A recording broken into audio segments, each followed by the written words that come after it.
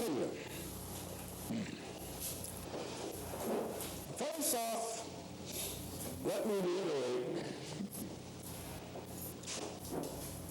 that it would be impossible within the scope of what we are trying to do to really deal with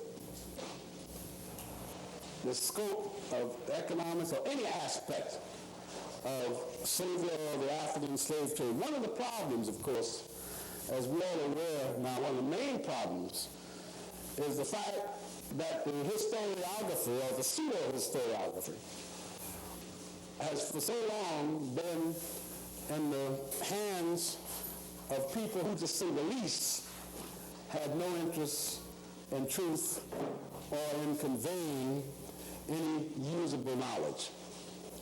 What that has caused, in my experience, a big problem for those of us who are burdened, and that's the proper term, with the responsibility of trying to shed some light in this darkness. It is practically impossible for one person, even though we spent a lifetime studying it, to come up with all of the comprehensive aspects of all the ramifications of it. As we speak, there's this new, and I don't want to refer to it as a controversy. That's like freedom is one of the most overworked words in the English language. But there's a lot of rhetoric going around the whole question of, is it finished? Is it or is it not slavery continuing in the Sudan? And as with more things affecting our people, we have our cultural. When you finish, Minister Brown, and get on. Thank you.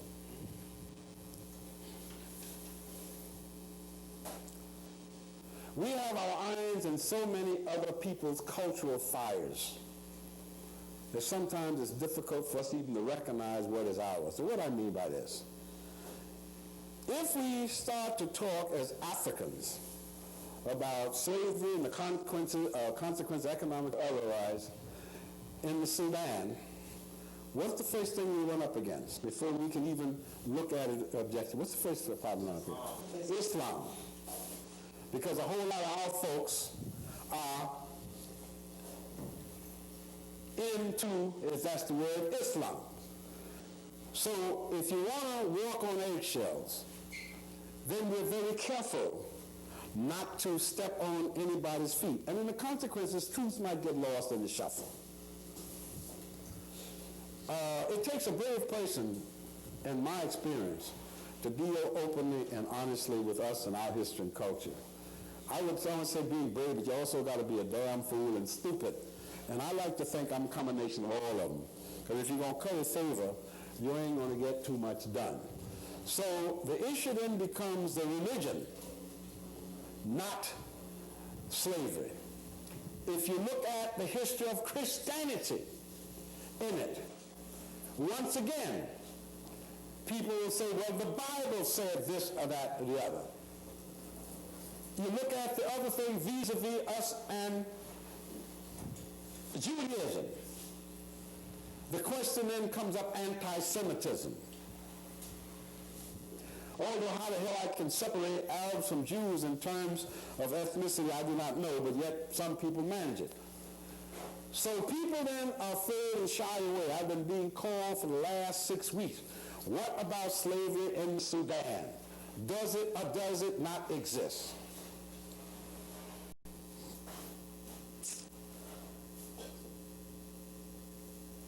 Because we like to think, or we want to believe, that that part of our horrible experience is over.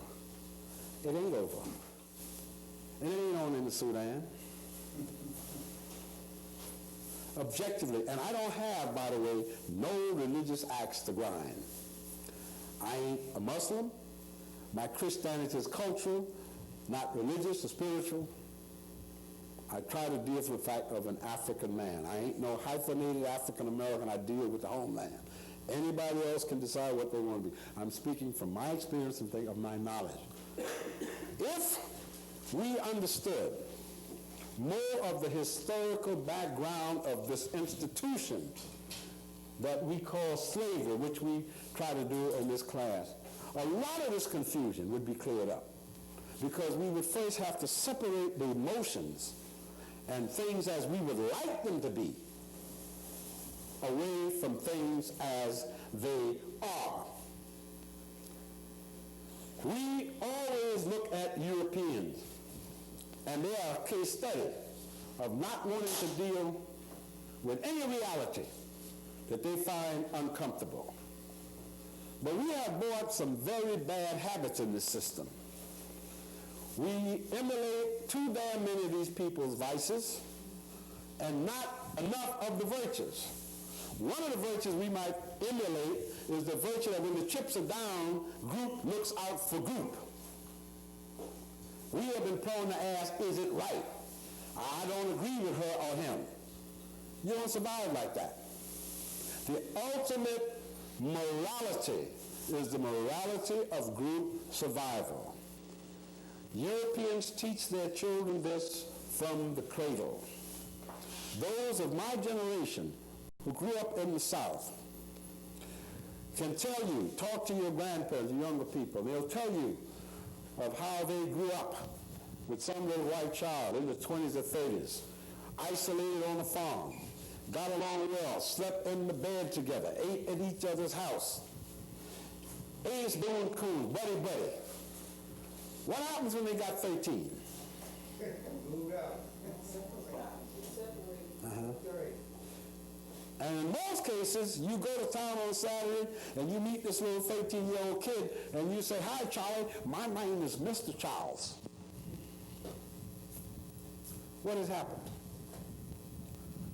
Mama and Papa or somebody has said, "Charlie, you've now reached the age of adulthood, 13. You're now prepared to be a man." And the man's world of European culture, you are here, and that dude, you're no longer on the same plane anymore. Now, you're being told, if you want to have a relationship with me, you now must begin to treat me with the deference that my culture says desire. Now, what happens if he doesn't want to go, or he or she doesn't want to go along with that? What does the culture do to them? The white person or the black person? The white person. The white person. What does the culture do to them, Mr. Walsh? If he, say that again, they're ostracized. Immediately, what's the first term they hang on? Nigga. Who said that? That's correct. Nigga love. Now, when the group pressure comes down on anybody, that's awesome. It takes a hell of a strong personality to say, I'm listening to a different drummer and going on. Only people that I know has been programmed to put other people's interests against that of the group are us. So now I'm looking, I see, and you see the importance of what this has to do with this, because what is happening out there now is the legacy, is a direct result of what has happened back here in terms of that whole economic sense of slavery. So that Now people say, oh, the Jews are doing it, or this are doing it. And we go to meetings, and people that we respect on both sides get up and take positions. Good evening, sir. Good afternoon. Take positions. And what we do most times, because we respect one or other or both of the positions who are people who are on opposite sides of the issue, we either go along with one or the other, not based on objective reality of knowledge, but based on our attitude toward the individual. Does this bring us clarification of life? No, it doesn't. Actually, it adds to confusion. Nobody is right all the time.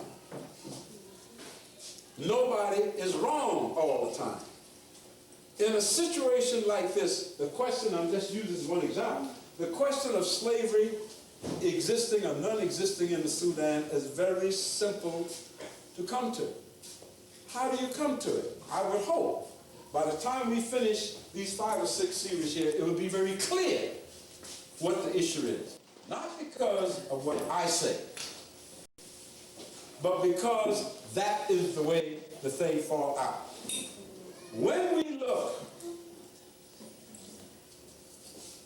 at this section of the world, in this part, and I'm going to get my map down next week, you'll find that these folks have been dealing and selling human flesh going back how many years? 2,000. 10,000 years.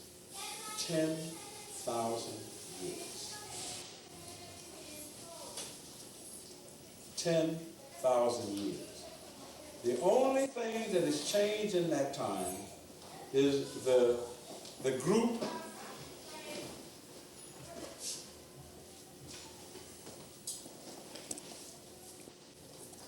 the air conditioner should be in by the time we're here next time. I really need it. We can't look at history, or we shouldn't look at history or issues because something makes us feel uncomfortable with a particular truth background. If we look at the area that they have renamed less than 100 years ago, the Middle East, the Near East. Realistically, what the hell are we talking about? We're talking about Africa.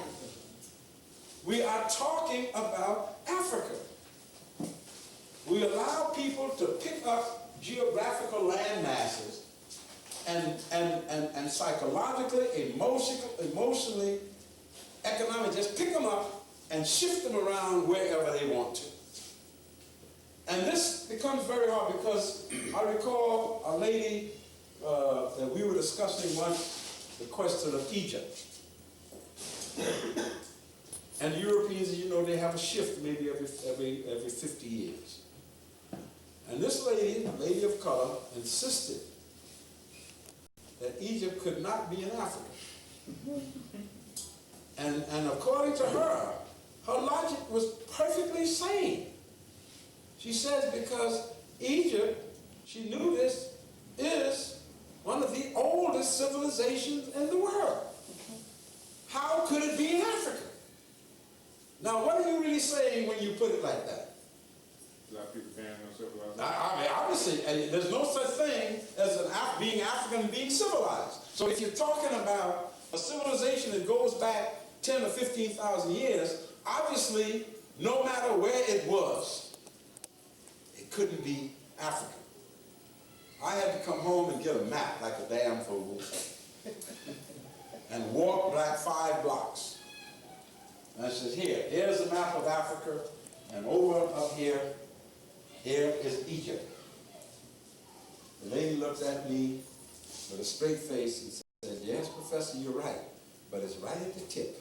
I thought you'd enjoy that. Serious? Okay? That's serious. It's right at the tip. In other words, what she's saying, if somebody just on the count of 3, if all of us blew, it would just float along and attach itself to Europe where it belongs. Now, when you think of this, this is the mindset in a lot of our heads. It's very difficult to unset a mind after it's set, and particularly if it doesn't want to deal with a certain reality. We don't like to deal with the fact that there were traitors. The term house slave didn't just have to do with slaves in the house. There's an attitude involved.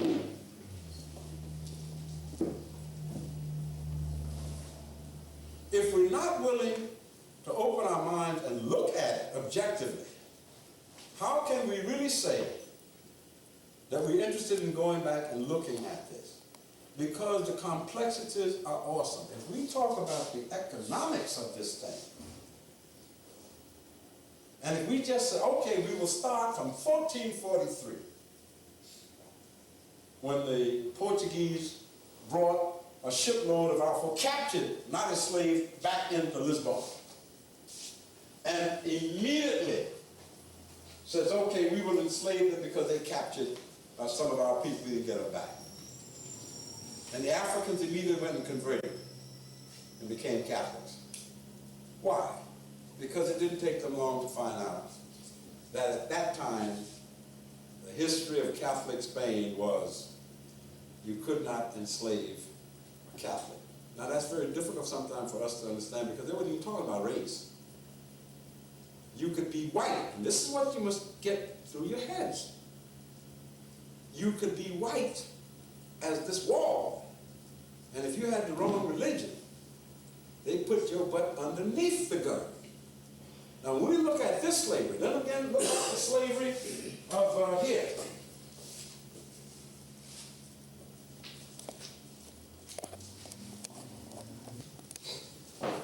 Just for, I think it's important to digress so we understand the complexity. Justice in Chains. From the Galleys to Devil Island by Michel Boulet-Préville. You can get a shot at that if you want. Published by Robert Hale Limited, England, England, and it's published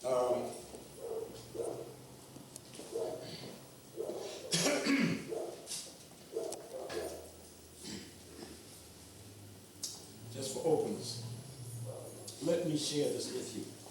If you can find this very expensive, but any of that. And it's got illustrations. Part 1, the King's Galleys. We're talking now 13th, but from the 11th century all the way up to and overlapping the African slave trade. Chapter 1, the Curine. Ever since Moliere put the phrase, quote, "What the devil is he doing in this galley?" in the mouth of the old fool Geronte and Les Forbes de Scapin, it has been the question asked of anyone who has involved himself in something unpleasant. Geronte's astonishment is understandable. In Leander's time, there must have been unpleasant things. And if he had remained a prisoner of the Turks, imagined by Scapin, then except for the flames, he would have had a foretaste of hell. He would not have been put at the top of the scale with the staff and their retinue, or with the crew, or even with the soldiers on board, all worthy free men and more or less respectable, but right at the foot of the ladder, with the Kiorim, that is the oarsmen of the galley slaves, and they were the scrapings of society. Are we talking about the scrapings of African society? No, we're talking about scrapings of what? European society. They were divided into 3 categories: volunteers, slaves, and convicts.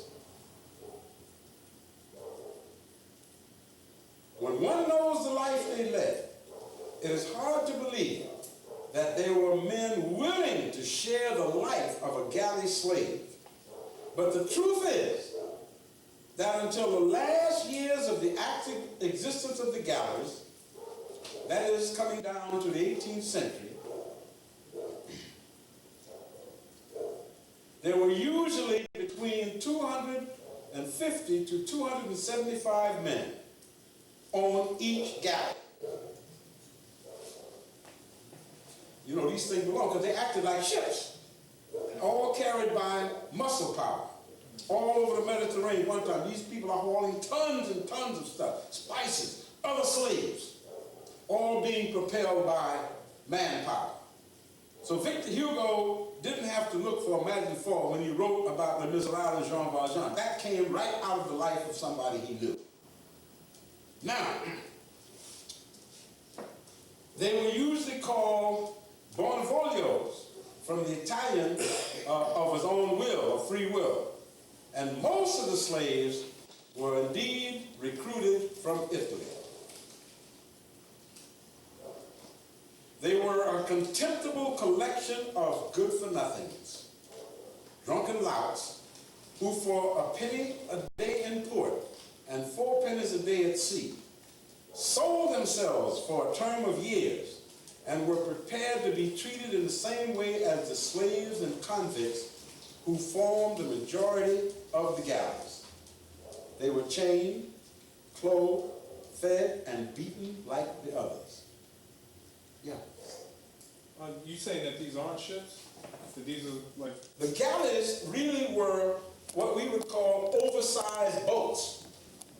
They usually they were longish ships, but instead of going up, height like 4 or 5 stories like a ship, you might have just 2 decks, all right, a place to storage, and then you had down in the bottom, some ships you had, but the most power would be the galleys. The galleys were not normally technically as ships because ships had sails or something. But these guys in the ships, they would use sail power. But in most time in the Mediterranean, in the calm, they didn't stop the ships. And the guys stood there with the whip. And they usually had about 40 on each row, on each side. And you had to pull together. And this dude would stand, the driver would stand midway. So he could reach out 20 feet or 30 feet in either direction and flick a fly off the slave up front. None of them looked like the people in this room, except on rare occasions. Nobody was going to Africa at this time to capture Africans, saying, let us put them in the galley to man the oars because God made them to do that. You get my point? Mm-hmm. They were concerned about one thing, getting the goods from one place to the other, getting it there as cheaply as possible. And manpower did not count. Because as these people say, what class did this group come from anyway? They came from the outcasts of their respective society. From the ports of Marseille, of Spain, and all the Mediterranean ports, Greece, the Adriatic. So the people on these galleys were at least polyglot because they all had to speak at least 7 or 8 languages. And damn few of them, if they sold themselves for a term of 7 to 10 years, the ones that voluntarily sold themselves out, damn few of them lived to tell the tale. Now, we're talking about Europeans doing this to who? Europeans. So one of the other things just tell us, when the apologists for African slavery tell you about how kind the masters were to the slave, and you say, hey, you don't treat somebody else is better than you treat your own. If this is what you've done to yourselves, people who look like you could be your own family's brothers. So you see this, and again, this is a Caucasian gentleman writing this. They were chained, clothed, beaten like others. Now, the only difference between the person who voluntarily sold himself or herself, or there were women there, into slavery was, how do you like this? They had one privilege,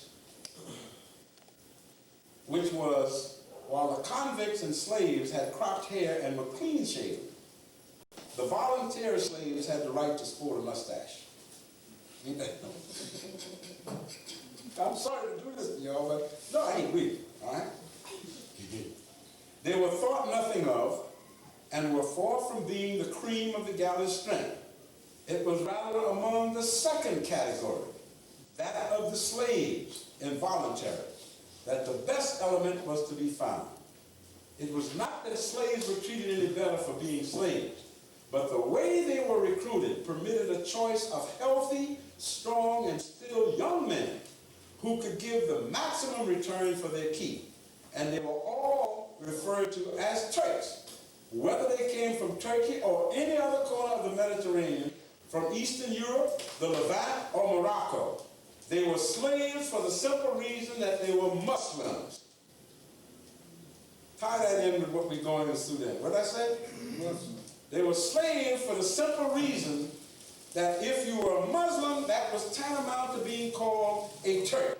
And the other part of that meant, it also meant to a Christian, if you were a Muslim, that meant you were an infidel. Infidel meaning an unbeliever. If you were on, and the Muslims had the same galleries. If you were on a Muslim gallery as a Christian, they referred to you indiscriminately as a Muslim was called Turk, a Christian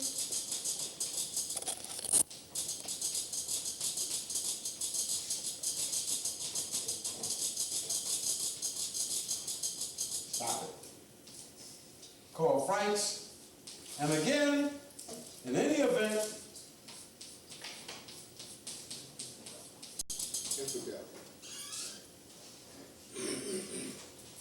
good evening, sir. Now, if we look at this, you see where I'm going. What's this do? Already your mind begin to open up, right? Because just tell you something. We argue emotion, many people argue emotion, and don't look at this. Now, so this tells you what?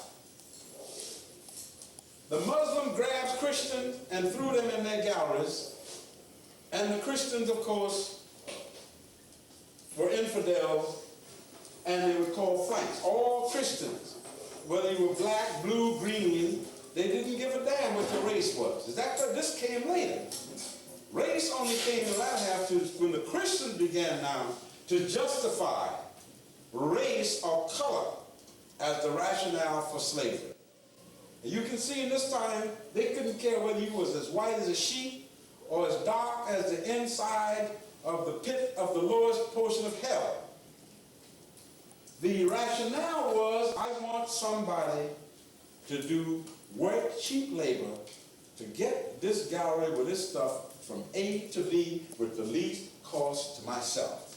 Now, when you look at this from an economic point, what do you think it would cost a Venetian shipper or merchant or a Milanese merchant or Genoese merchant? And remember, they are saying the whole Mediterranean from Africa, Libya, all the questions. What do you think it would cost them to pay galley people, free people, to do the same work? What do you think it would cost them if they could get people to do it? In terms, at least 3 to 4 times is what it was costing, because all they gave these people was what? Nothing but a place to sleep and food and to wear. So you could say that for every ship that crossed the Mediterranean in any direction, the cost to any of these people was no more than 25% of what it would have been had they been employing what is known as free labor, not involuntary labor. So the concept is already there. We already begin to see. We're talking now, say, back in the 14th century, 1300s. You see what is happening here, the whole background for the larger expanding of the internationalization, and when, of course, later the so-called New World came, this thing was already in place. All they had to do was modify the existing system to suit new conditions. I don't know how many of you, and that's just to give you, all right, now listen to what he says.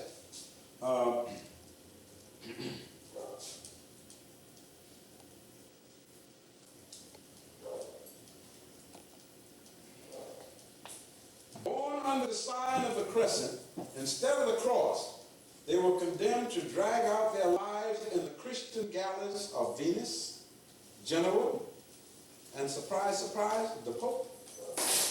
Y'all know him? The head man, Il Papa, the Pope, Malta, Spain, or France. On the other hand, any Christian, whatever his origin, who fell into the hands of Turks, Moors, or other North Africans was immediately chained up for the rest of his days. They were classed roughly into 2 groups: ordinary Turks, natives of Africa, bandits, villains, and slaves of deep dye. Turks who came from the Levant, which is now the Middle East, but most of them came from the Muslim countries of Eastern Europe. Now watch when I drop this on you. Guess where? Such as Bosnia.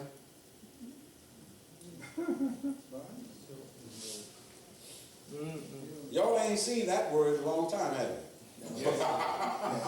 Not since, that's right, Bosnia. Okay?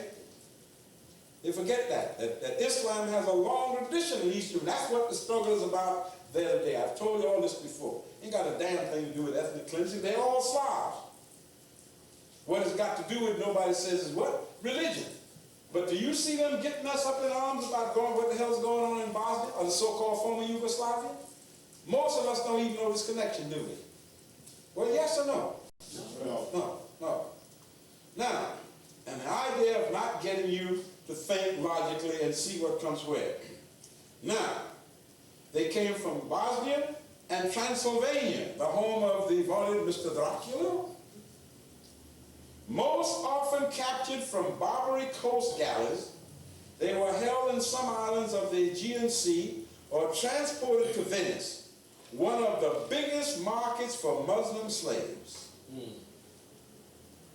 This is from this period on as the city-state became up. Now I want you to understand clearly, because this tells you why Venice, Milan, Genoa became the powerful merchant city-states that they were. It was all based on this business and the trade on the backs of slaves. Now, they didn't have to move their residence. The French consuls could buy in any of these countries at an average of 400 pounds a head, 20, 30, or 50 Turks, according to the demand at home, and charge the cost to the account of the administration of the royal galleys. Now remember, these galleys were invested in by the kings, all the rest, everybody has a piece of the action. This is important to us because this was how the methodology was put in as later on when the people in power invested in the African slave trade as opposed to the other thing. Now, also classed among the Turks was another category, blacks from West Africa. Like the bon vieil, the razor spared some of the Turks' hair, but at the same spot. A lock of hair was left on the crown of the head in accordance with the Muslim belief that when a man died, Allah could use this piece to heist him into paradise. Some became converts to Christianity and were then paid a penny a day, but they continued to pull them oars just as we did before. But the bulk of these galley slaves were supplied by the parliaments, the king's courts of justice. And that would be all of what we now call the Western European countries. They were charged with the duty of sending to the galleys those they condemned. All were grist for these gentlemen's mills, murderers, highwaymen, vagabonds and beggars, smugglers, and even humble poachers. Added to these were the deserters sentenced by the military tribunals. Although galleys manned entirely by volunteers had been in use for many years, it was Jacques Coeur, merchant and courtier, who in the 15th century was the first to have sentences to prison or scaffold commuted to service in the galleys, greatly to the benefit of those he manned to bring back from his Syrian and Egyptian agencies the precious spices and fabrics that made him his enormous profit. Jacques Coeur he was in effect the Rockefeller and the Morgan of his day combined. At one time he owned 200 galleys that was plying the Mediterranean and all the way over, transporting stuff and around the tip of the Horn of Africa. It's K-E-R-R. Ma'am? K-E-R-R. No, like it's a French word for heart. C-O-E-U-R. Yeah, ironic. Jacques Coeur, he was all heart. That's right, ironic. Now, sentence to the galleys always carried with it the use of a red-hot iron to brand the convict slave's shoulders with the initial G-A-L, the visible sign of infamy. Nevertheless, in the eyes of the judges, it was not so much a stigma as an infallible and indelible means for the king to recognize his own property and to keep them more easily at his disposition. Endowed with what man calls reason, the slave would hesitate before trying to escape.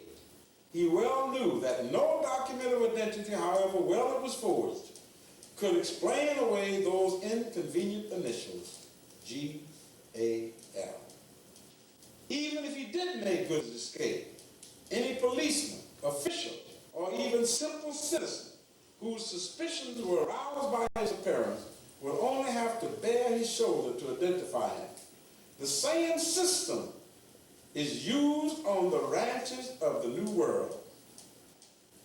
The Gandarillas of Spain and the Manadas, the horse range of Canada, they used the same thing to brand the indigenous people who they enslaved to run their ranches and come out of them. Another part of American history got left. The beasts are banded not as punishment, but purely to simplify the work of rounding them up and identifying their owners. It is certain that if there had been no need of arms to pull the galley sweep, then the future of the condemned would have been quite different. Some guilty of capital crime would have been hanged as soon as the verdict was given. It was only because of the galley that the galley was always in need of arms that their lives were spared, so that they could be sent to a hell on earth. On the other hand, lesser criminals might have got away with 2 or 3 years in prison, and many a youth of 15 or 16 would have been sent home, you ready? After a good beating. What was a reduced sentence for major criminals became a heavy added burden for these minor offenders. All that was sought was simply reinforcements for the galleys, constantly decimated as they were by sickness, exhaustion, and being beaten to death. And any pretext was good enough to send people to the galleys. Injustice, iniquity, certainly, but that's not the point. A judge worthy of the name and not made blasé by the exercise of his functions must suffer when he pronounces sentence and regret it when he's obliged to mete out severe punishment. But the protection of society, sound familiar? Makes it necessary. What reason is there for thinking that judges of the older court had harder hearts? Society was not threatened by most of the men they sent to the galleys, most of whom were harmless. But they also had the roles of recruiting sergeants in their own way, and they had the same share in the military glories of their master that the naval officers in command of the press gangs that forcibly recruited men to make up the full complement of ship crews. And it goes on and on. But I've given you enough so you can understand something in terms of the background. So what are we saying here? You have a system that's based on economics, that the cheapest way to move goods from one place to the other, of course, is by cheap manpower. When we look at this other book, I think some of you may have this one. You want to look at another, this tells you the other point. The barbarous slaves. And here we find the thing became so, and I don't even want to get into it, you can just focus in on it if you want. But Brother Clisso, before he died, this takes off what this does, and it does a specific thing purely on the coast of Africa, Algeria, etc., etc. And he makes it very clear that this process became so cut and dry, and the role of religion, important, so great, that as he said, that some of these people, if you were a Muslim and you got captured by a Christian galley, as soon as you understood the situation, you said, okay, I'm going to convert to Christianity. The same thing went the other way. And as I've said earlier before, there was another component in this. And I'm doing this because I want you to understand clearly the background and the sources. Because y'all know what happens to us when we quote things without sources, right? Where do you get it from? In order for this to happen, there's another part of the economy. That would be what we would call the person who was the middleman. And how does the middleman function in this? Very much in the same way that the middleman, who we today call the merchant. No. He merchant, but what his primary function is what?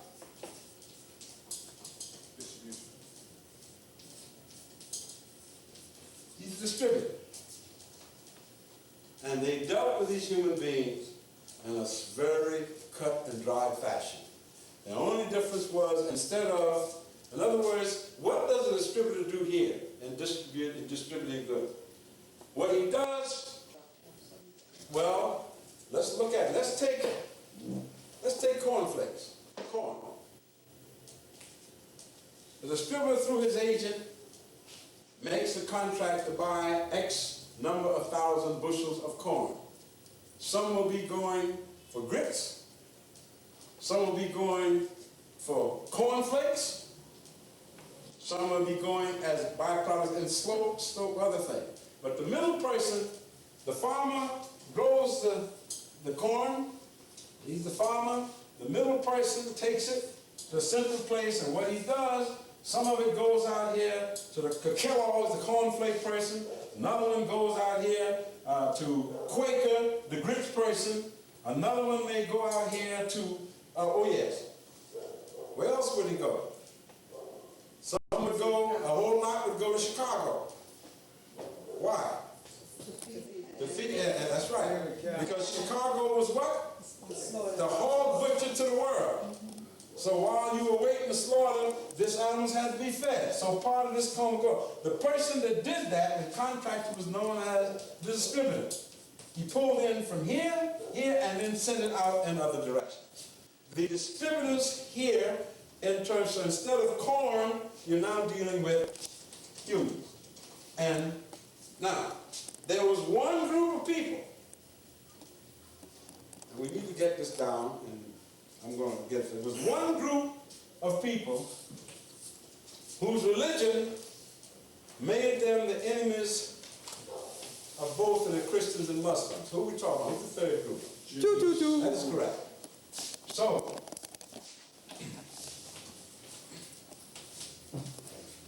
Jews then became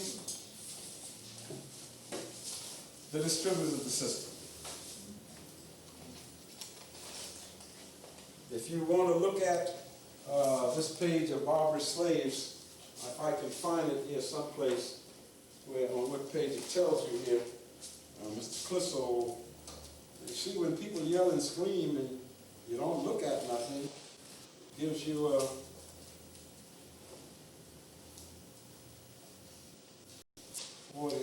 but anyway, somewhere in here it tells you, but I'll just briefly tell you what they did. Here we are. This is how they handled the slave in this period during the Barbary Code. In the last years of the Corsairs' rule, when the European powers had grown strong enough to enforce compliance with treaty restrictions on the enslavement of their respective nationals. What did I say? Enslavement, Europeans, of their respective nationals, the consuls, European consuls, would have the right to be present at the preliminary examination of new slaves, captives, that would be white Europeans. Those who could prove that they were citizens of the nation with which the Barbary Straits were normally at peace, even if they had been traveling as passengers on an enemy ship, would normally be released. But if they were taken in service on such a ship, the Dey would claim them as lawfully enslaved. Disputes on such dubious cases were frequent and bitter. Captives who could not make a good claim to immunity would be sent to the bagnios, that's the slave markets where they set them on and distribute them out, a central place for redistribution. Would be sent to the bagnio or confined in a room or courtyard of his house. From there they might be sold around to several likely buyers before being taken out to the pedestal, which is the big open corral. There they were generally paraded on 3 successive mornings, stripped and subjected to humiliating public inspection.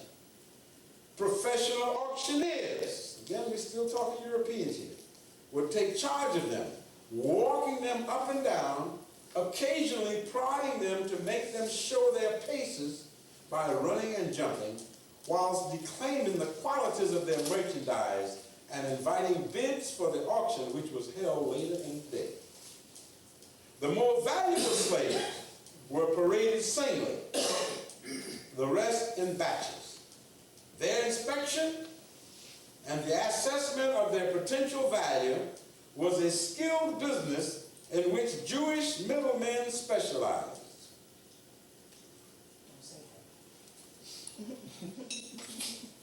Page Too late. please. Page 40. Attention was particularly directed to the state of the teeth. For if bought as galley slaves, they would be required to subsist on rock-like ship's biscuit and their hands. The latter could reveal whether the men were used to heavy work or were of gentle birth. Palmists were also purported to read the lines of their hands to tell whether the slave was likely to give his master a long lifetime of service and to bring him good fortune. Women captives were treated a bit more decorously.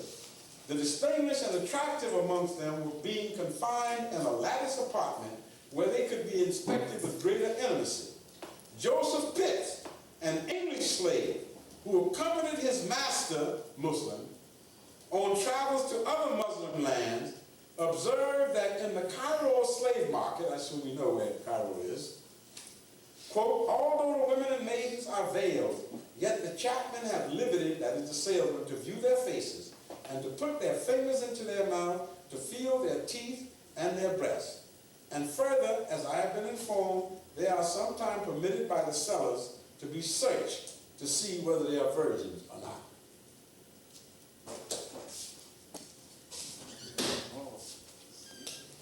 Well, look who came home.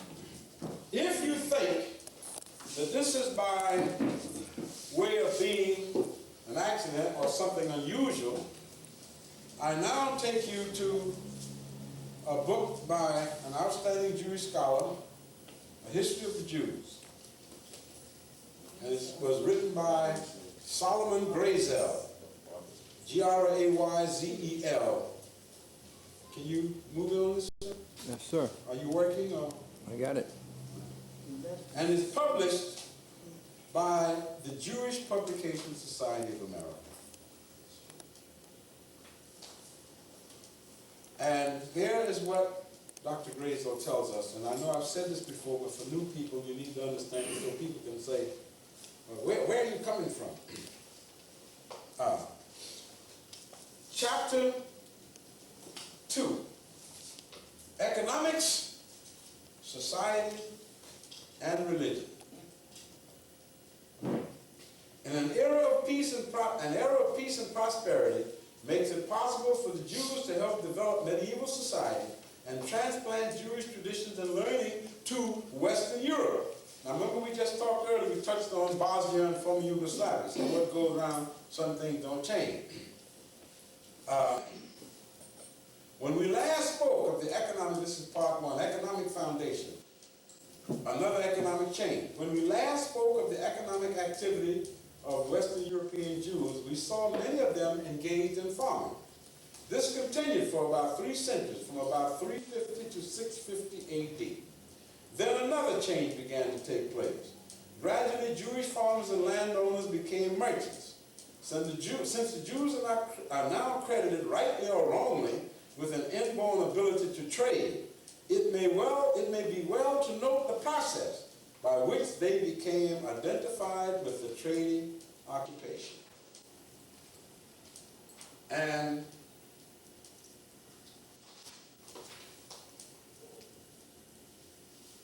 part 2, slave owning prohibited. There were several reasons which compelled the Jews to abandon farming.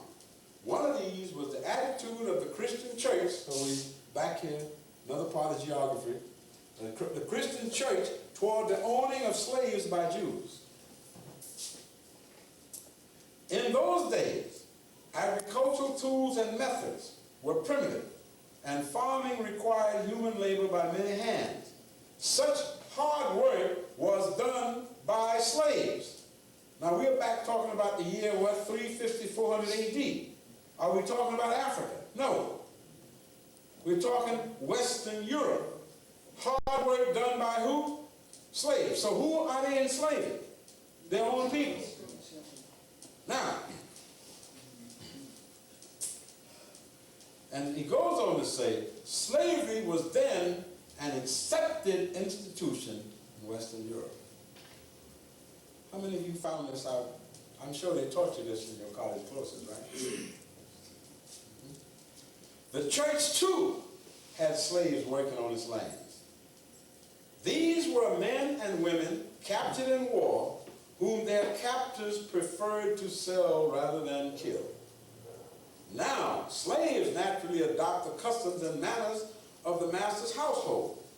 Slaves of Jews were particularly apt to adopt Judaism, since that ensured their rapid attainment of freedom, Jews being religiously bound to free fellow Jews from slavery. The Christian church saw great danger in Jewish ownership of slaves, though it had long ago forbidden Jews to convert a Christian to Judaism. The church now further decreed that Jews must not keep Christian slaves for more than 3 months. Thereafter, the Christian slave must be sold to a Christian. Y'all like that, huh? Hey, brilliant folks, huh? Gee, right? But who's that that's got them defective genes? Us, right? God help my people.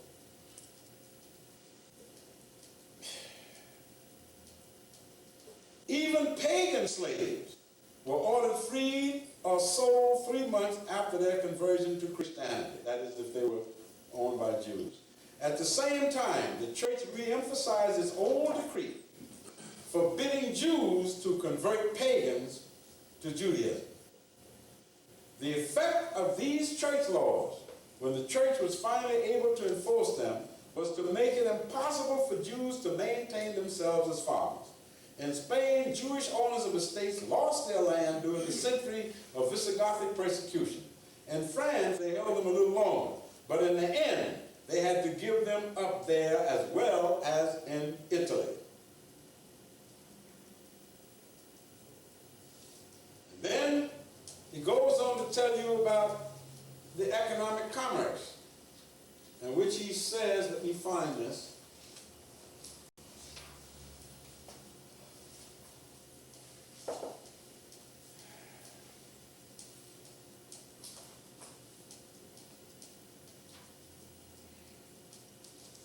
They go on to tell you that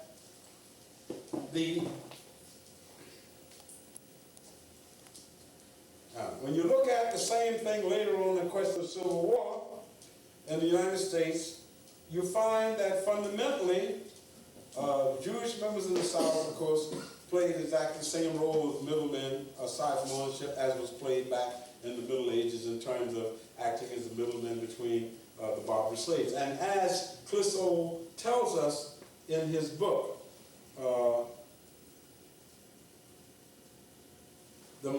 when later on, the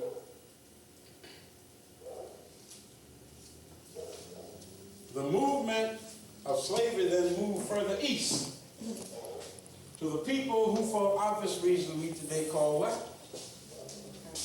No. Arabs.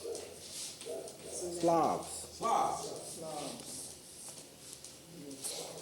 As the Germans moved east into Russia and Poland and the Red Land, they began to take over the land of the Slavs. And they began, the Western people then started to use the Slavs, as I just showed you, as farmers or peasants on the land. How were they to come by the Slavs? The middlemen. So the Jewish middlemen acted as the distributor between East and West, between the Germans and Western Europe in terms of buying and selling Slavs.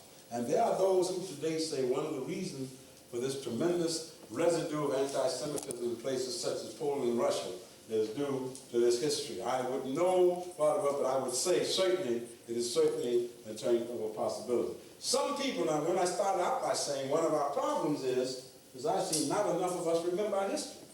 Mm-hmm. Right?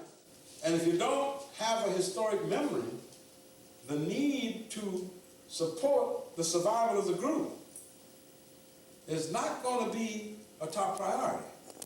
Because the thrust becomes, let me try to become a chameleon and identify with whatever is powerful outside as quickly as I can. The reality is that even a chameleon cannot escape his fate. Sooner or later, he takes on the wrong color. What happens to him? He's gone. Not only is he killed, but ain't nothing left because he only is killed by predators who's going to eat his butt. So when you look at this now, hopefully, in all of this, I want you to keep one thing fixed. In all of this, keep your eyes on one thing, economics. None of this happens without profits. When we get in this level, as they tell us here in the barbarous slaves, the people who practice Judaism felt we don't have a plague on both of your houses. The Muslims kick us in the butt, the Christians kick us in the butt.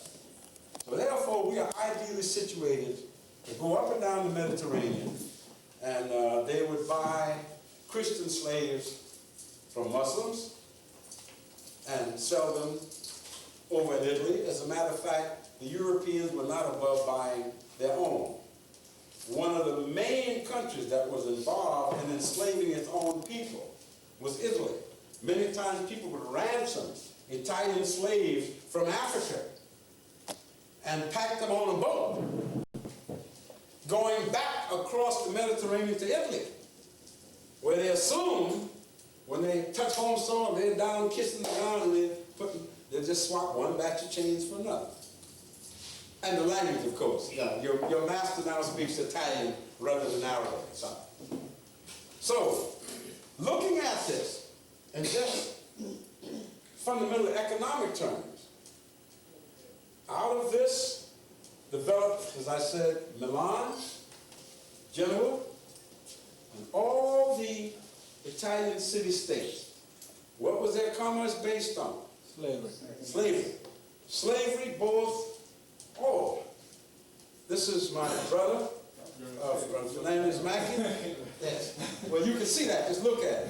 Come on up, because we have a special brief on you. You okay? Yeah. All right. In any event, now, the person that supplied the slaves made big bucks. The person who transported the slaves made big bucks. The galleys were built by slave labor. Whoever owned those slaves made big bucks. Now, let's take it across the motherland. I didn't bring the map now. Now, most of those spices are coming from where? India, China, Madagascar. You got spice, you got nutmeg. They're picked up, they're brought by the Dewhouse boats, as Hampton will tell you, which was flying the coast in the Indian Ocean long before the Western Europeans even knew anything about navigation. It would be deposited on the eastern coast of Africa, and then by the trade route, the Samarkand, the Silk Trail, they call it, by camel caravan across the hump of Africa to the Mediterranean, where these galleys that I was telling you about will be picked up waiting to go to Genoa and Venice. Then from there on now, other middlemen, it would now hit Paris, London, Berlin.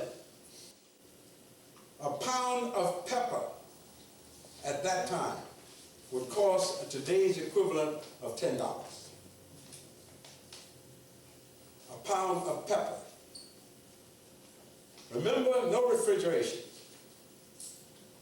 So most of the meat that Europeans ate, I know we're supposed to be savage, but most of the meat that they ate, what's that word you use? Rancid or rotten. Yeah, rancid is a nicer name for rotten. And of course, the main thing, of course, to cover that was you spiced it up. Now, I don't know how come all them people didn't die from hypertension, because salt was the thing they lived on. But this also meant that the poor people didn't, what little meat they got, he wasn't able to cover cover the ship with no sugar. See, because he couldn't afford, at $10 a pound for pepper, how much pepper or nutmeg you think got on the peasant table, if he had a table, because he had a floor? How much you think got on his table? Nothing. He watched the Lord, and now maybe if the Lord wanted to go to bed with the peasant's wife, he might say, listen, when I come down tomorrow morning, you can come up to my house and get a couple of ounces of pepper after I finish with your wife. I mean, after all, it's the senor's prayer. And the peasant would lower more than like, say, oh, thank you so much, master. You think one night will be enough. But, hey, it's all documented here. I don't make up these things. You must have heard of the droit de seigneur, where the lord of the manor had the inalienable right to take the bride, go to bed with the bride first time. Then he came back and told the groom whether she was a virgin or not. Not that it would do the groom any damn good, because if she had been, it was just gone. Now, it's history. But yes. When did feudalism end? Well, actually, it never ended. Feudalism. No, and I'm not being facetious. Let me back up. Let me say this to you. And I'm very serious about this. And if you think about it for a minute, they might have called it something else. What kind of system? You Southern man? You know farming? What kind of system was the plantation system of the South? First, it was slavery. Yes? Who cleared the land? Slave.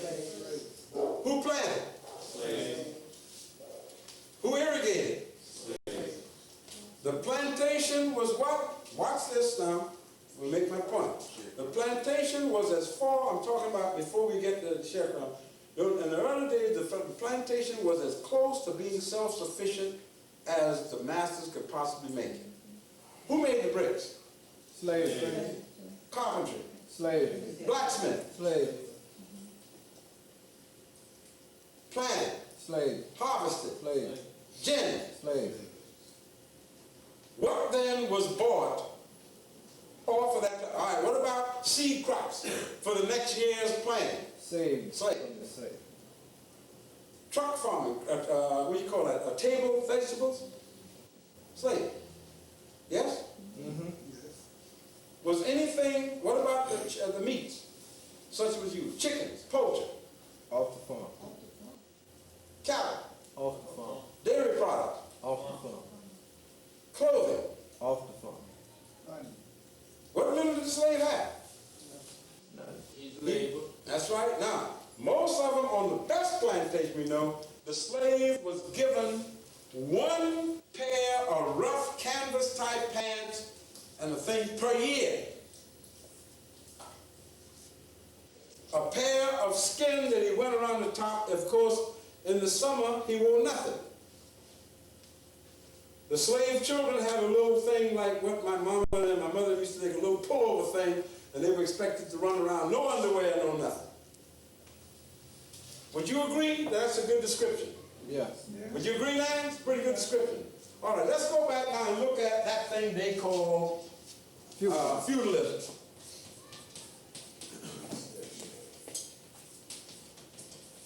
All right, let's break it down. What's a feud? When they say, like the Hatfields and McCoy, they say they were fighting a feud. Two, not just groups. Family, yes, carrying on based on a feud. The feud originally meant like a commitment or a sort of implied contract with the peasant, all right, or the slave, if you will, and the lord of the manor. The peasant gave the lord of the manor, the lord fed him a certain minimum amount, saw that he had shelter, minimum amount, okay, clothes, a minimum amount, shoes, none, okay, all right, what about land? None. He was given a small area to grow what on? His table crops, right? For his table. Could he go out in the crop that he planted of the Lord's crop? Could he go out and say, well, I think I need some collard greens today? No. Could he go out and get that? No. Hell no. Hoochie. At the cost of, if he got caught, it would cost him his life. Could he walk by the Lord's peach tree and say, pick up a peach? No, sir. No. What if the peach had fallen on the ground, Walker? Could he pick it up? No. Suppose the branch of the tree had gone over the fence and the peach fell out along the roadway. Could he pick that peach up and eat it? No. King's Highway. Now this is called feudalism. What about salary? None. No such thing. If the Lord of the manor came and said, get up and go out and I want you to do something, what did he have to do? Go. The servant had to do it, right? Did he have any recourse? No. No. Could he sue? No. I'm just laying out to you. Could he sue? No. Could he go to court and say, the Lord didn't pay me so and so? He was the court. Who was the court? He was. The Lord. The law. And he might lose his butt or get a butt whipping for doing it. Okay? Now, let's transport to the American South or the Caribbean. What do you got? The only thing that's different is you got more land. The states are much larger. Yes, Brother Anthony. What was that story you told about the two gentlemen riding across the land? With the guy on the roof? Yes, that's right. Yeah, this guy was taking a visitor, the Lord of the Manor, around his estate. And there was a roofer up there with a red tile they have on these manor houses. And they were riding around, and the visitor looked up and saw the quality of the work that this roofer was putting his tile. My God, gee, look at that workmanship up there. Says, you must be proud to have a craftsman like that. So the Lord man said, yeah, no shit, bam. That's how proud I am of him. I got 20 more back there in the quarters. You know what I'm saying? Blew his brains out. Dude, 4 stories up. Bloop, bloop, pop. George, John, Mary, pick this garbage up and take it. If y'all want to give him a funeral, go ahead. Now this kind of thing happened over and over. Now let's take the parallel because you're warm. Let's look at this. Economics of slavery. Absolutely. Look at this. Once I lay these two things out to you, if we've been going in here long enough, getting up, I'm sure you've made the logical connection. There ain't none. I mean, the difference. What was the difference fundamentally then between feudalism, right, and plantation slavery? None. Let's look at this. Yeah, there was one. What? They had to buy the slave. Right. That's true. Or inherited through reproduction. Right. That is correct. That is correct. Because the peasants volunteered to survive by becoming. All right. And there's also something else too. But wasn't there on the feudalism, didn't it serve for that slave to be inherited on that land? Yes. On the order of...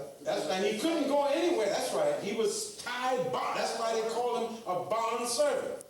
Bonded to the land. And he better not be cut off of it with manumission.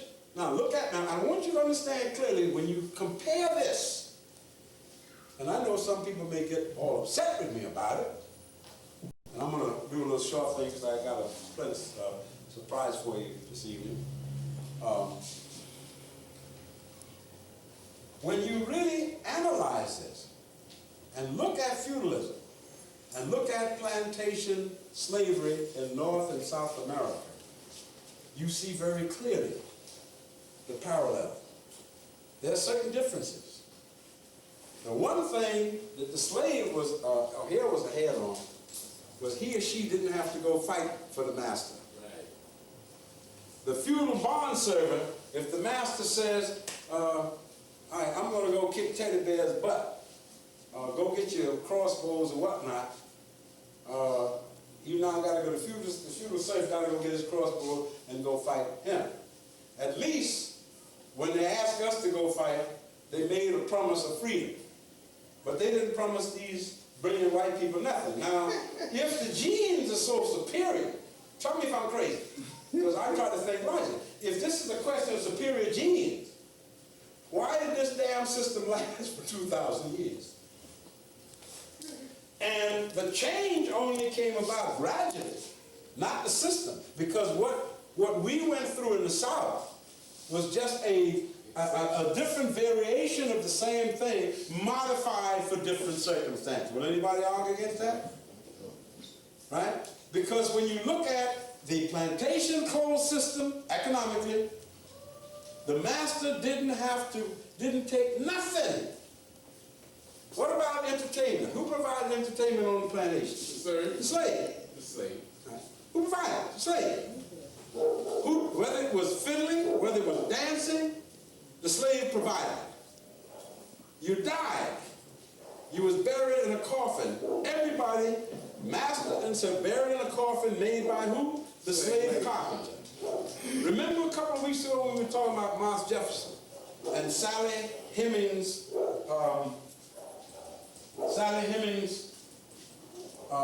uncle. I'm sorry. What was he? He was Jefferson's cabinet maker. When I showed you that film, you saw the beautiful cabinet furniture this man made. Cup holders, break fronts, all this stuff made. Jefferson, of course, was very proud of this. Anywhere you looked out the window, you saw, everywhere you looked, that whole Monticello. They said Jefferson was the architect. What damn architect? I'm speaking to the name. Well, I'll tell you what he did. Well, now, because if the slaves built the plantation, the manor house, and you're now telling me you're working like hell to keep the slaves from running the read and write, but they can build this and it's still there. Where's Jefferson? He's gone. Who had the most money? All I'm doing is asking you in your head. Because here's Jefferson writing about what? What is he calling us? Inferior to what? We can't idea, we can't do, but yet this man is his favorite, Jupiter. Everywhere he went, Jupiter went with him. Did this and that and the other. He didn't trust nobody to say anything but Jupiter.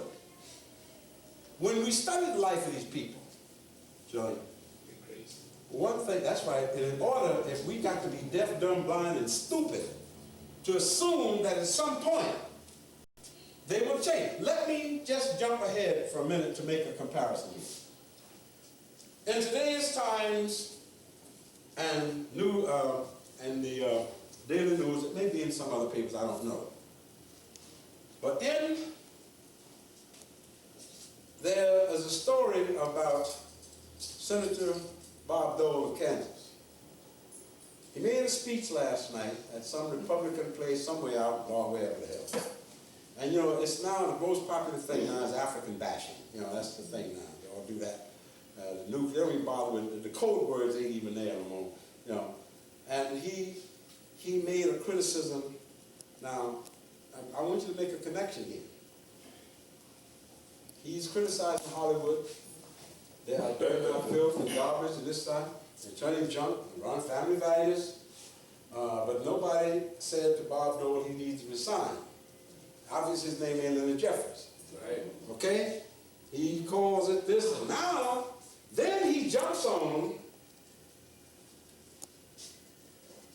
3 black groups.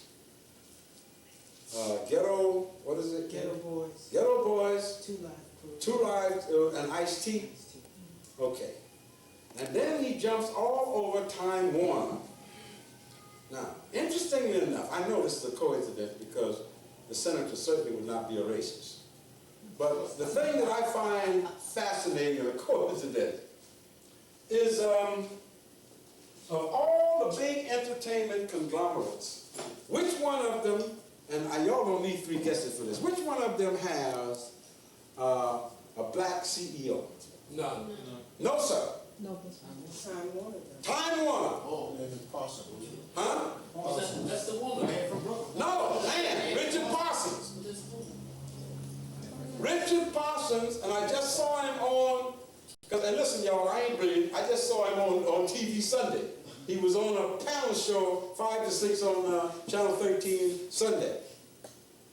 And he was there, and he is a tall dude, and he's black, ain't no question about him. He's physically black, beard, whatnot. He looks like he just stepped off the boat from Africa, right? Now, last I heard, somebody said that his salary plus perks runs to about $3.5 million per year. If I know this, you know damn well Bob Dole knows this. Quick. And as soon as he says, God damn it, nigga got too much money. Pull that fat cat down. Now, all of these record-producing companies, tell me if I'm wrong, all of them compete with each other. What one say they won't do this year, if another one comes out with it, don't everybody else follow that online? Now, these are folks, when you had them funny dudes, the guys used to, them rock bands, them Englishmen that used to put paint David Bowie in them, and dress stuff, kiss each other and all those things, pull their clothes out, grab their crotch. Anybody heard anything from Senator Dole or anybody else? No, not at all. Now, so you got Time Warner, you got MCA, Sony, Mitsubishi, you got about 7 huge companies. Decca, Capital, all of these huge entertainment companies all competing for the same dollar. So why pick out Time Warner? Because of their vaccine. Oh, come on, you know that's a coincidence. You got the president, All right? You know that's a coincidence. Okay? But this is what I'm showing you about the impossibility of human creative. Another case in point.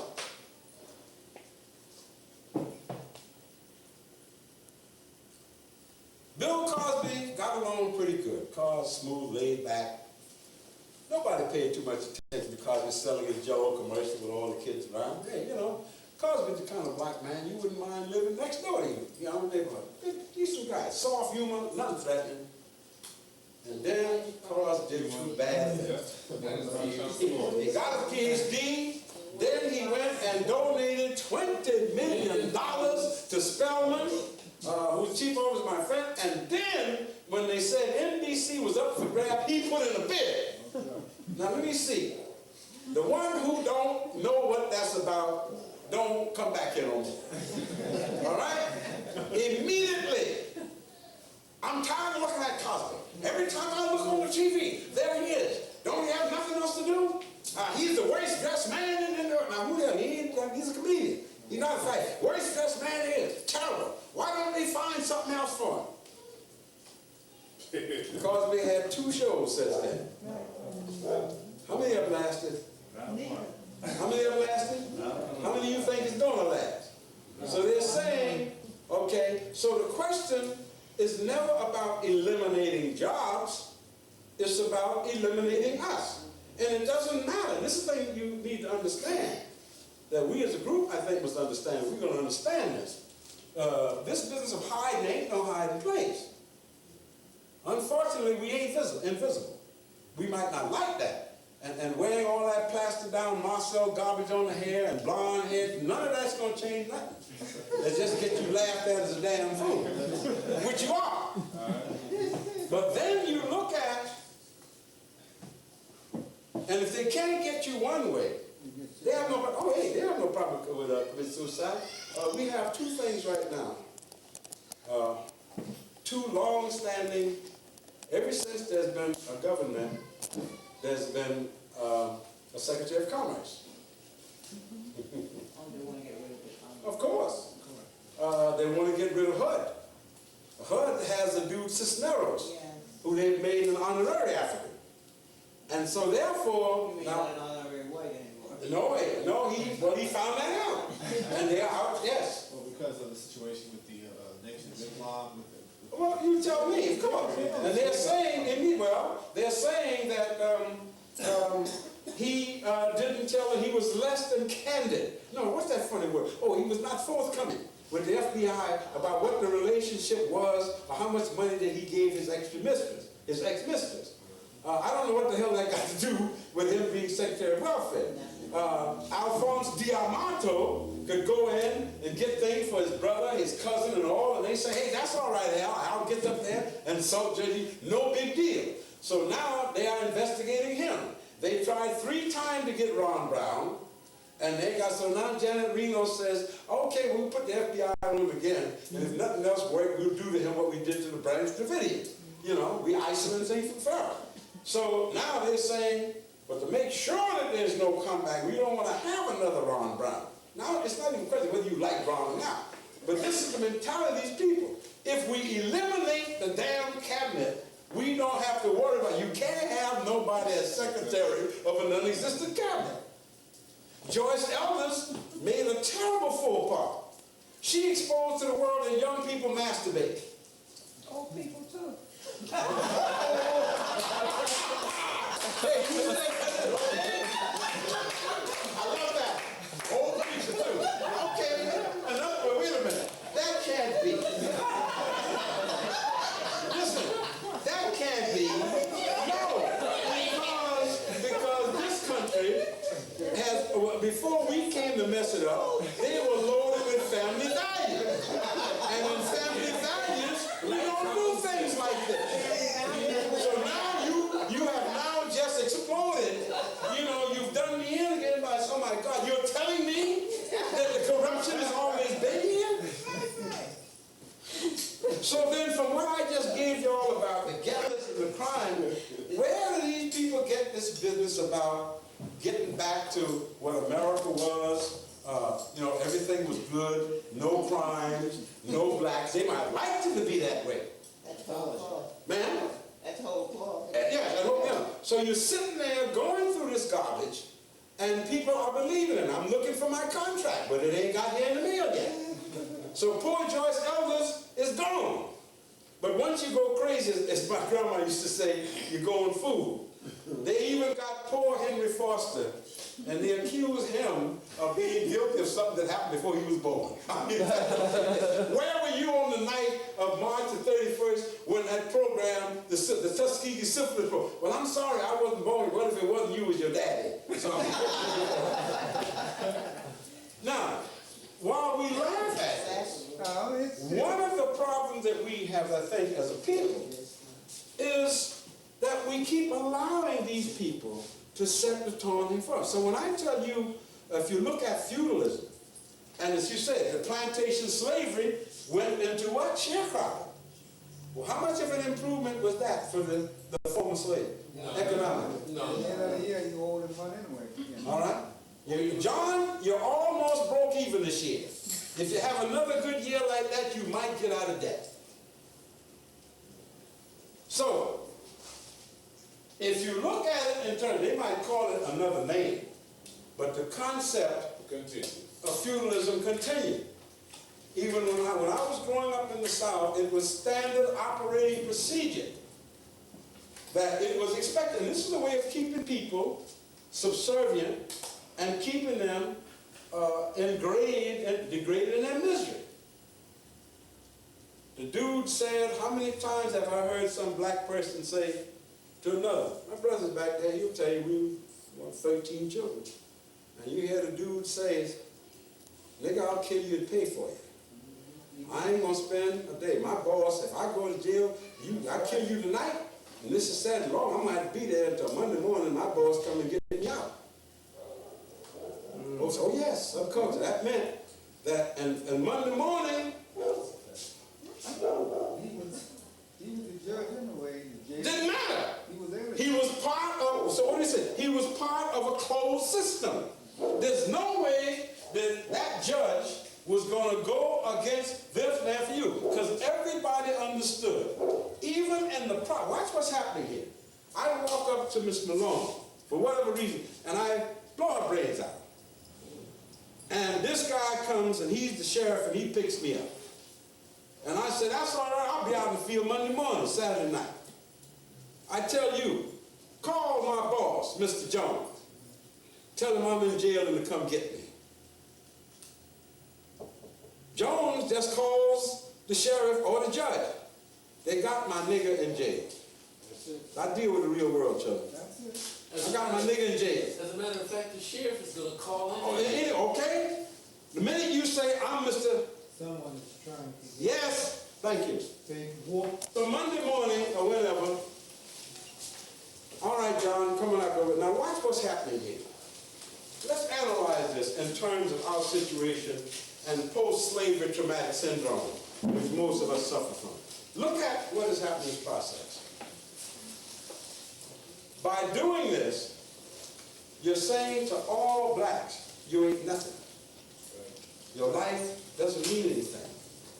You're also telling them that I can designate any one of you to ice the other one of you at no cost to himself, right? Huh? Right. Well, what am I talking? Of course. It's different methods, but the same procedure.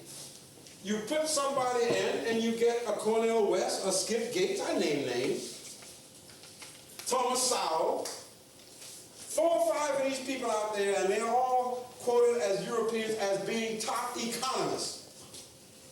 And not a damn one of them ever made a payroll for themselves or nobody else. All of them is living on what? The plantation. The fact that you call me Dr. Mackey or Professor Mackey does not change the nature of the economy. You're still a well-fed slave on a plantation. And what's even worse, you're a voluntary slave now. Yes, sir. You know the worst thing about that part of being shown you're not worth nothing by the black man killing another one. And getting away with it. And getting away with it. The next one says, I better get a white man to own me. That's my point. Of course it is. In other words, my only safety now is in being like some of them. Why did I start reading this about the galley slave? A lot of them people were what? Volunteer slaves. They went into the galleys because I'd rather have a penny a day. There was no place in the system for them to be men. Thank you. So therefore, once I become a volunteer slave, I will leave. I'm gone. Because all I'm really concerned about now is what? Eating, and mind you, don't bad, they slept right by the galley, right by the oars. Slept in chain, you didn't get nowhere. So what you've done, now, let's look at the rest of the culture. This man that gets killed, he has children, he has sons.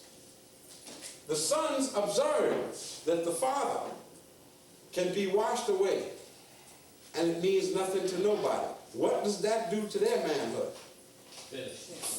Huh? Gone. And also, it teaches the black female, you don't have to have no respect for this dude because he's not a man. And if he say, I'm a man, so well, if you're a man, act like one. How the hell do you allow somebody to come in your house, eat your food, rape your wife, shit on your table, and go outside and you say, I'm a man? If you believe in something, what are you supposed to do? Prove it, all right? You got to live it. But if we take this away from you, now, when you decide, this is the other part of what we're saying, when you decide not to be a slave, this is an awesome position for you to take. Because that means you're going to have to pay some heavy dues. You're going to have to look at and ask yourself a question, what are real values? What am I about? What is life about? What is death about? What is manhood about? What is womanhood about? What is humankind about?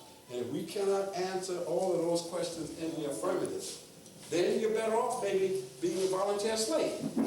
At least you might say you leave. But when you look at the situation where we're in now, the problem is coming right out of this kind of economic system. The people with the power have no intention of sharing a damn thing. They would prefer to give you $1 million than have you earn 50 on your own thing and be your own man or woman. Because to the extent you do that, you don't need that. And this is the thing when you watch this past week, last month, I've been looking at a lot of these talk shows, this bullshit about, the affirmative action and it's very interesting. When they get ready to this big discussion, and you all know my position, damn affirmative action. I don't want to do nothing for nothing. Reparations, compensation for what we have already done. That way, low-grade morons get what's due them. That way, whoever, ain't got nothing to do what you do. What do you mean you giving me affirmative action when you ask me to do something? How the hell is that repaying me for the work that I've already done for nothing? And when we buy into that, we get caught in some, and that also allows them to say, okay, we had, I said straight out, we have we've had too much of this racial favoritism. And we got to get away from that. And I watch some of them flunkies, black folks, yeah, that's right, racial favoritism. But he ain't, Shelby Steele says, well, I mean, yeah, if I were them, I would be mad about this reverse discrimination. But the interesting thing is, I have watched in the past month at least 500-panel discussion of various so-called aspects of this, including the women's view. Last Saturday, I don't know if y'all saw this, but it's so great I had to share. I was telling my brother about it. They had a 2-part series on firing line, William Buckley's thing. Do you remember what I told you, right? And what was the topic of it? Has the feminist movement gone too far? Oh, there you go. It gets funnier. Yes, ma'am, I taped it. Has the feminist movement gone too far? And they had this panel, these people up there discussing this. Guess what? 5 Caucasian women. You heard me, 5 Caucasian women. So all you ladies who think that y'all gonna hit your wagon, go talk to Miss Kennedy, Miss Flo Kennedy, and tell them y'all better bring your butts back home. Because them 5 white women sat up there and called us everything but a child of God. I called, who was I? I called Miss Walker. I called her, I said, get this, and I think Saturday morning they played it again. Am I lying? Them ladies sat up there and called us everything but a child of God. Now, everybody in this room must know clearly that affirmative action has benefited one group more than any damn body else, and that's the white female. Right? That's right. And now they're working because I'm getting there with the men. And we're getting all of these things. Today, I come down Fulton Street and I stop by my friend's bookstore. When the day is out, he has the books, a whole block. These paperbacks lined up on the sidewalk, right? Now, y'all know Fulton and Albany? Who lives there? We do? Right? You got to look hard to see some Caucasian, right? Right? I walked, he had a whole block of these books laid out for people, novels, right? And I'm saying, boy, reverse discrimination against white males is really something else. Every goddamn illustration on every one of them damn books had white folks on them. I kept looking for Mose and Mosetta. I ain't seen nothing yet. You know, and all the people I see going by me looks like me. And he has all these books. This man is screaming about how our reverse discrimination, and he's an endangered species, and his damn face is everywhere. You look on, I go into the place to buy a box of cereal. Who's smiling at me off the box? Huh? A Caucasian. I want to get some meat. I happen to like boar's head. I look in the thing, and there's a smiling lady sitting up there with a pan. Mosetta can't even get on commercials for the kitchen anymore. Not even Aunt Jemima. No. Aunt Jemima has now gone white. As soon as money gets into it, children, when economics comes into the game, Mose and Mosetta is out the window. I have seen more white women with mops in their hand since Mr. Clean them started paying them $50 residuals. You couldn't even buy a part of this.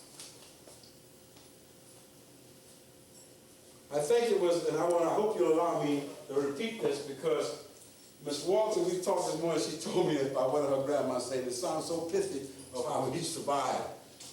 She said her grandma said she had run through so many clothes that her thumbs, how'd you go, Beverly? Was permanently twisted. Permanently twisted, you know, from washing them people's up. And I ain't no washing machine, just, you know, wringing it up, you know.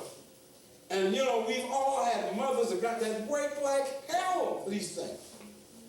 And at the end of the day, people run this business to be about your defective genes. Give me your child to nurse with my milk. Bring the child home. They go into Europe. And some of the places they let them children come and see, Mike, oh, they come back to trust you with their most trusted possession.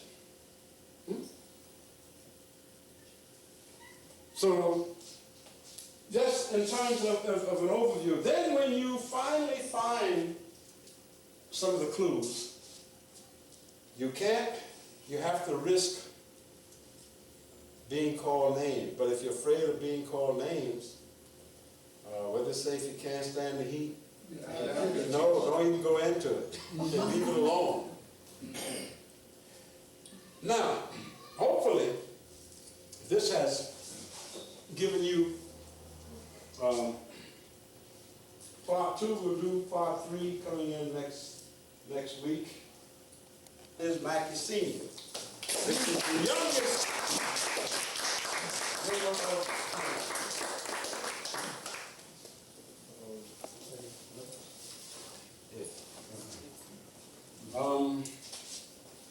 just so y'all know, there's more than one here. My brother is probably, okay, sure.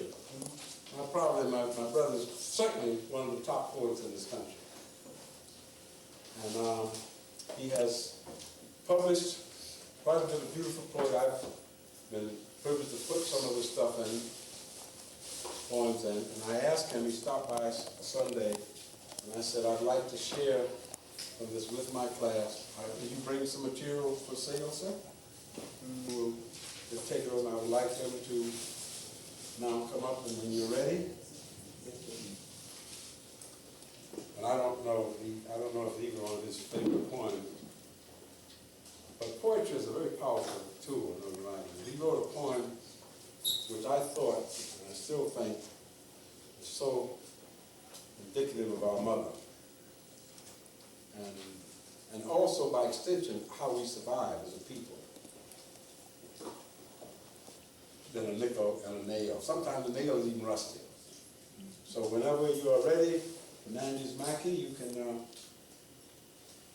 Well, I am ready. All right. Just that I wanted to... Please give my brother a hand, Mr. Hernandez Mackey. Oh, wait a minute. Mike, they want you to move over a little bit. Yeah, that's good. I want to read to you some excerpts from this work, Observations of a Black Man.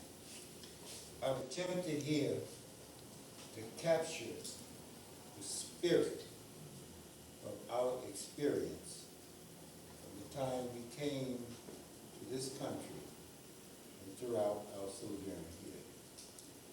I'd like to open with a piece, Before.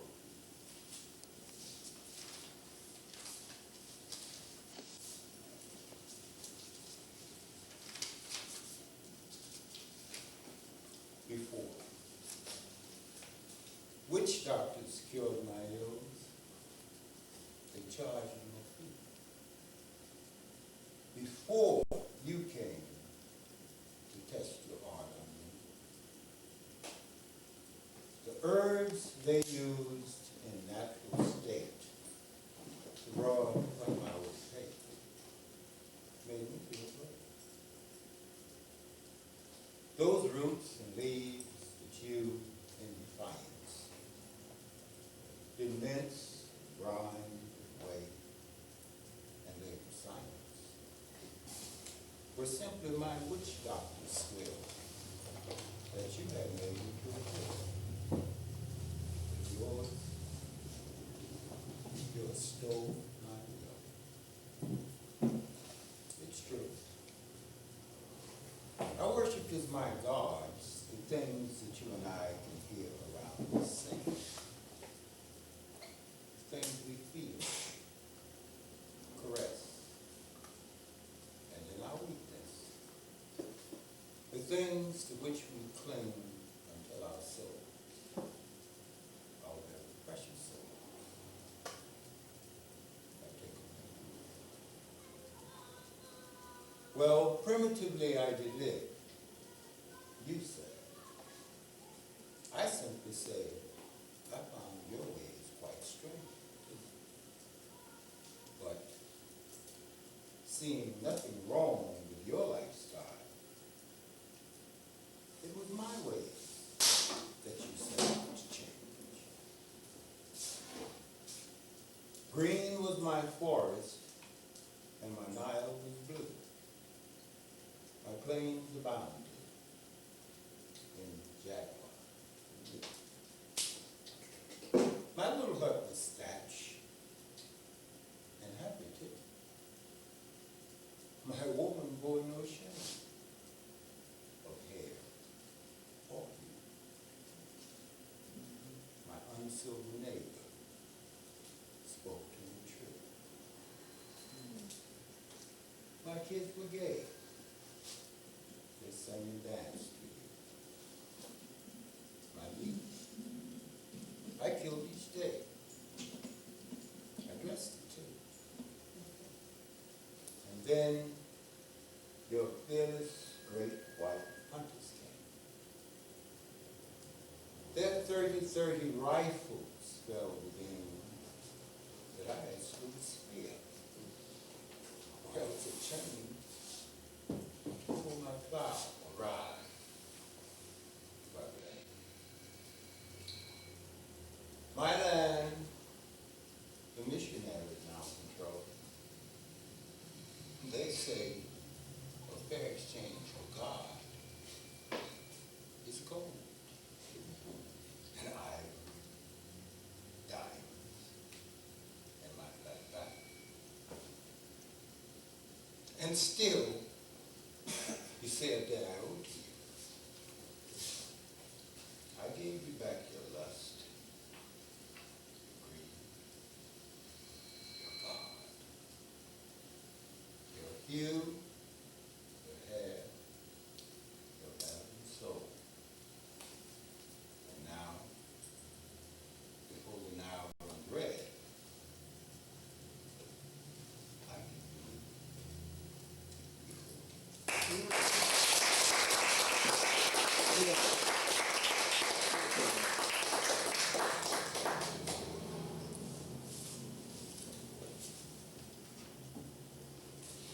I'd like to do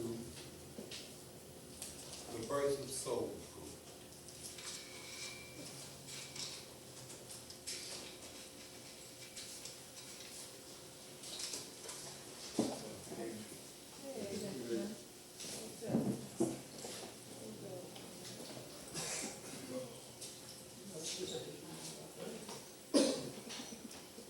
The birth of soul food.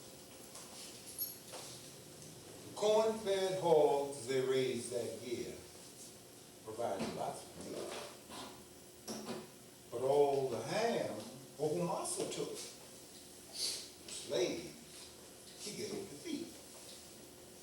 Now ham served everyone, that is, everyone that was free.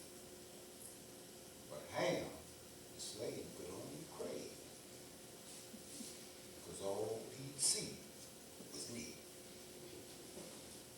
He fed those hogs in rain and sun, and in the bitter cold. But all he'd see was beef and meat, and once a year, the jaw. He'd butcher them on killing day, slit throats and fives and tens, and hope that there was lots of soul, so he could have chickens. All year he'd gone into those fields while still the dew morn was on the tillage all around, and harvested corn. Yes, ever there in the summer sun, he in those fields was producing corn from early morn. Pigs don't get fat on greens.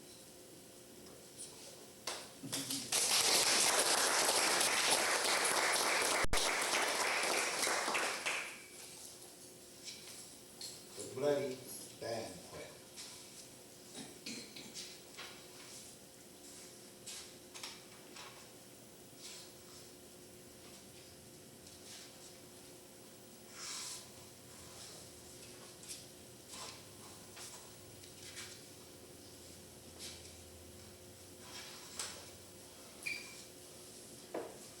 The banquet cost a life or two, but what matters that to them?